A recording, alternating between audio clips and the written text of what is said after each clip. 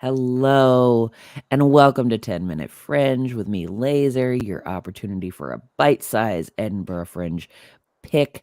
And here I am with the team behind 50 Midlife Crises to Try Before You Die, which is an incredible show name. Sharon, please tell me what this show is about, or either one of you. Yeah, so Laser, this show is me laying bare my life. I am indeed middle-aged and I have had a few crises, and now I want to take the opportunity to make comedy out of them. Yeah, that's where it's come from. That's amazing. And Damien, how are you involved? We're the show is a sort of a split bill or a double bill, depending on how exciting you want to make it sound. And I am the other comedian for most of the time. Oh, amazing! It's So it's slightly confusingly that I'll be swapped out after the 19th. Yeah. Awesome. So it's a thematically tied around midlife crises. How do you define a midlife crisis? Oh, Laser. So midlife crisis is when you get a little bit older and you realize that you are going to die. And then you figure that you can fix that, like, I don't know, by doing shopping or something. Yeah, so it's really I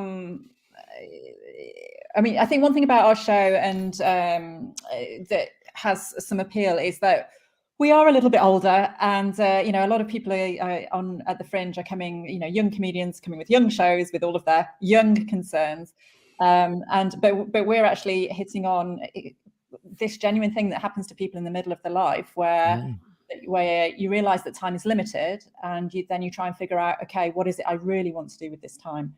And often that leads to some changes. Call that a crisis, call it a change, call it an evolution. Yeah, that's what it's all about. That's amazing. What made you want to bring this show to Edinburgh?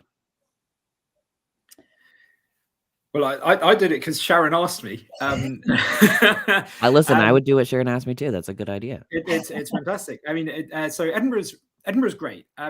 It's hectic. Have you been before, Laser? I can't remember if you're a veteran, right? Okay. I haven't done I've visited the festival. I haven't performed. You haven't performed there. Okay, right. So for if any of your listeners or viewers haven't been before, there are, I think, about 3,500 different shows on over the course of the sort of the month, and they cover the whole gamut. And my top tip is go and see stuff that you think you might not like. Go and see stuff that you wouldn't see on the TV or on Netflix or whatever. Yeah. Right. And so it's really good to perform there. I've done it a couple of times before, but with an improv troupe. Oh, nice. And I met Sharon last time at her show that she did last time, and then we sort of ran into each other a couple more times and followed each other on Instagram and got talking and said, hey, do you know what, we're both going to die soon, so let's do a show together. I mean, it's a great pitch. Hey, I think you're going to die soon, so let's do a show. I mean, I'm so into it. So what path took you to being a performer and a producer of a show at Edinburgh? Are you from an acting? Are you comedy, or where are you from? No, I mean, we've got slightly different backgrounds. So I started with the comedy, doing stand-up comedy about two years ago, and literally that was part of my midlife crisis. That's one of the things that I did. You know, I gave up my job, or my job gave up me, more accurately. I took the money, took a sabbatical, and was thinking, well, let me take a few months off and do exactly what I want. And it turned out exactly what I want was stand-up comedy. Who knew? So there's nothing in my background around that. I'm just doing it now, and I think actually I think it's great that in the middle of your life you can still start doing something new. Yeah, absolutely. Yeah. That's amazing. Sure. Yeah, and I'm much the same. No, I mean, I was an engineer. I suppose in some sense I still am. But everything that Sharon said, yeah, just decided to start doing some different stuff and thinking about what to do. Greatly inspired by my wife, who's tried all manner of different careers and is an amazing person. Oh, well, that's nice. I love that. What do you want people to get out of the show when they come, whether they are young or in the era of death thinking? Well, we're all dying later. Yeah.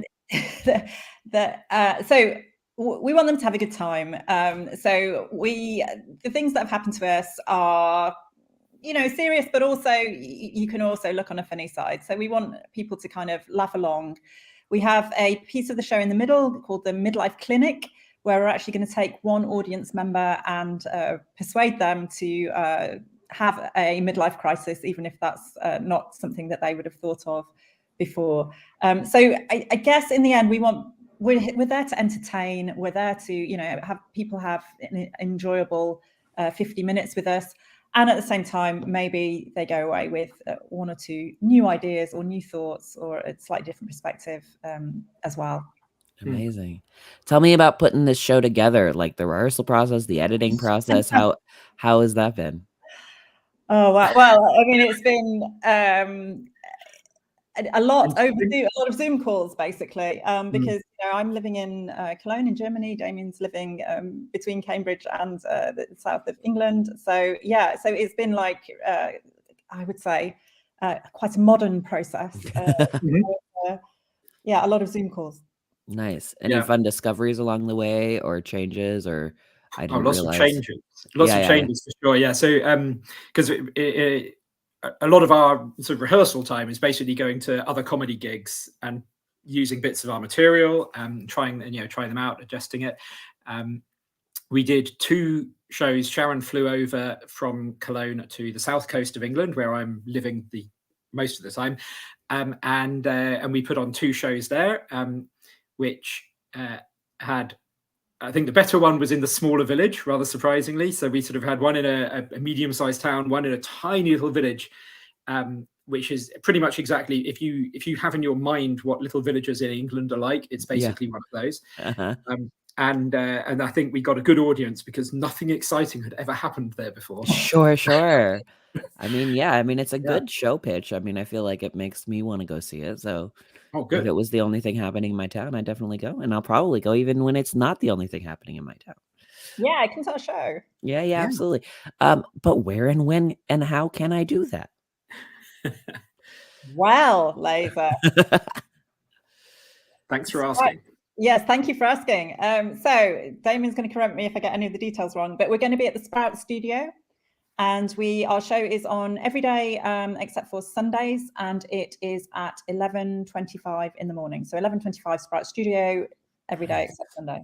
Nice little brunch time. Go to the show, get some brunch before and after. Yeah. You can get brunch before, lunch after. Slight corrections, but you did really well, Sharon. Love you. We are on the first Sunday of Fringe. First Sunday, yeah. And Sprout Studio, it's not a correction, but just for those of you who can't find it, Sprout Studio is at Greenside at Infirmary Street. Oh, gotcha. The Greenside Infirmary Street. Excellent. A lot of good show happening around there. That's awesome.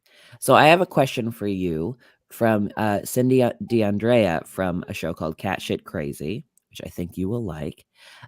She asks, what do you think will be the most joyous part of performing your show at Edinburgh Fringe?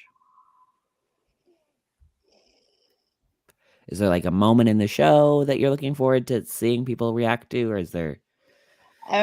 Honestly, for me, I really feel like it's just a privilege to be able to go and to be there. I'm just going to be like wildly excited throughout the whole thing. Just look, I think that moment of like standing in front of the audience on the first day for the first show and just thinking like, I'm here. I'm anticipating pure joy through the whole thing, to be honest. Damien, what do you think? Yeah, I think it is going to be really, really good fun. I am, going back to the thing you said earlier, Sharon. Of course, it's a light-hearted show. It does cover some dark topics, but it is supposed to be a comedy show. Or it is a comedy show. It'll be fun. But I'm kind of hoping that like a few people just sort of afterwards might sort of go, do you know what? That's just stirred a little thought in my mind, and maybe I should take up that hobby I've always wanted to take up, or whatever. Just make, even if it's not a big thing, just make some sort of change, because life's too short not to have fun. Absolutely. And that's always so fun to hear about a show affecting people, which they do. That's the point of art, you know? Do you have a question for my next guest? Either one of you.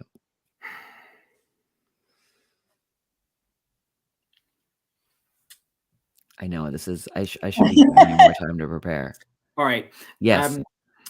I'll suggest one here. Yeah.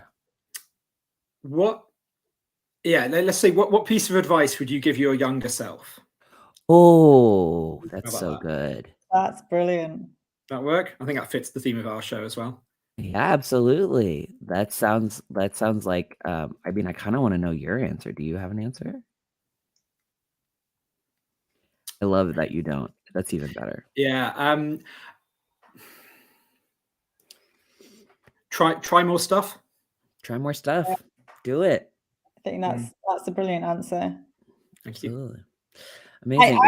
I have an answer to that. It's a bit yes, please. Maybe a bit too serious, but it's like make time in your day to listen to your own thoughts. Wow. Oh, I love that. What about you, Laser? Oh gosh, you're trans. I think that's probably what most people like me would say. Oi! Hey, but you know, okay. I think both of yours are great ideas too. That probably listening to yourself would probably lead to more discoveries early on. You know what I mean? Nice. Well, thank you so much, both of you, for joining me on 10 Minute Fringe. And thank you, everybody, for listening. We will be back very soon with more. Thanks, Laser. Thank you.